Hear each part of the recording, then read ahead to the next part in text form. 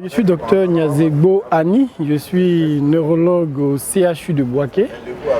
Dans le cadre de la 4e journée de la Société ivoirienne de neurologie, nous nous retrouvons ici à Agboville avec mes collègues neurologues, avec à notre tête le président de notre société, le professeur Kwame Assouan Angérique. Et nous sommes venus mener cette activité qui a pour thème essentiellement la prévention des accidents vasculaires cérébraux. On sait que les AVC, c'est une maladie qui a pris de l'ampleur, tout le monde en parle, on a des proches qui ont été touchés, donc ça inquiète tout le monde. Donc il fallait qu'on vienne justement au contact des populations pour leur présenter cette maladie. Parce qu'il faut dire aussi que de la manière dont tout le monde en parle, c'est comme ça, il y a aussi des fausses nouvelles, il y a des mauvaises personnes qui donnent des fausses informations sur cette maladie. Non seulement ça effraie, et puis les informations qu'ils donnent, notamment pour ce qui est des traitements, ne sont pas toujours bons.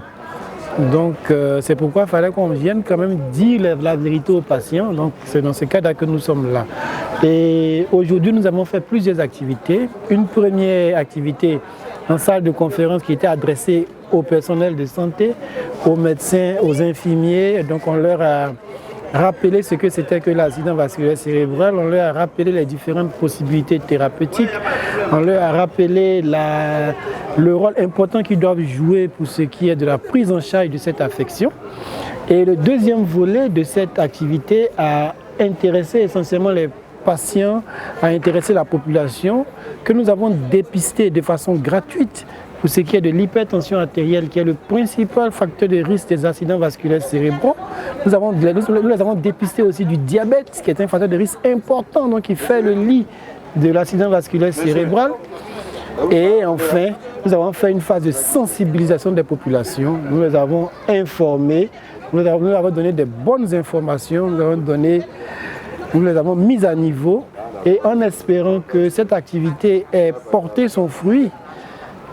Et nous osons espérer que justement dans cette activité justement ait des répercussions positives sur la santé des populations, notamment dans la prévention et dans le traitement des accidents vasculaires cérébraux. Il faut savoir que l'AVC, quand ça survient, le patient généralement il est paralysé.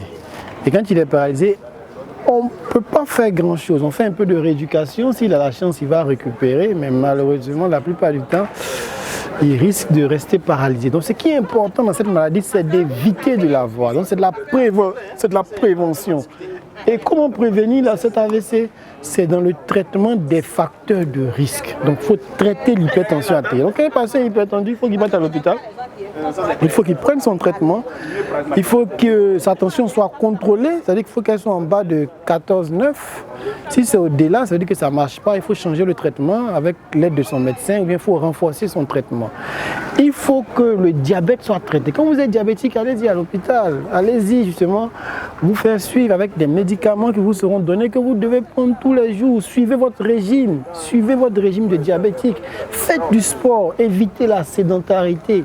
C'est-à-dire faites du sport, bougez. Vous voyez des campagnes publicitaires qui sortent à la télévision qui parlent de manger, bouger. Donc plus on mange, plus on doit bouger pour éviter justement que les dépôts de cholestérol ne se forment dans les artères.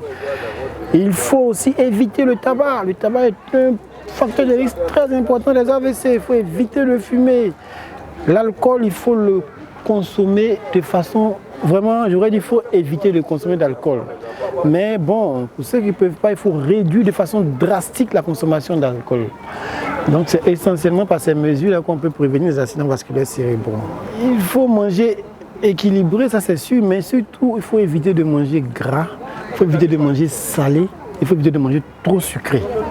Donc éviter de manger gras, tout ce qui est gras, tout ce qui est riche en cholestérol, sauce arachide, sauce graine, il faut manger, mais il faut réduire. C'est-à-dire, moi je dis généralement à mes patients, une fois par semaine, tu peux manger une sauce graine, mais pas tous les jours, surtout à partir d'un certain âge. Et surtout si tu as des facteurs de risque cardiovasculaires.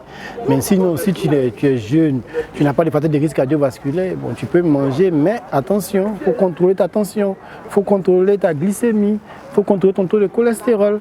Donc éviter, réduire la consommation de gras, réduire la consommation des aliments salés, un aliment qui est beaucoup consommé dans notre pays, le garba.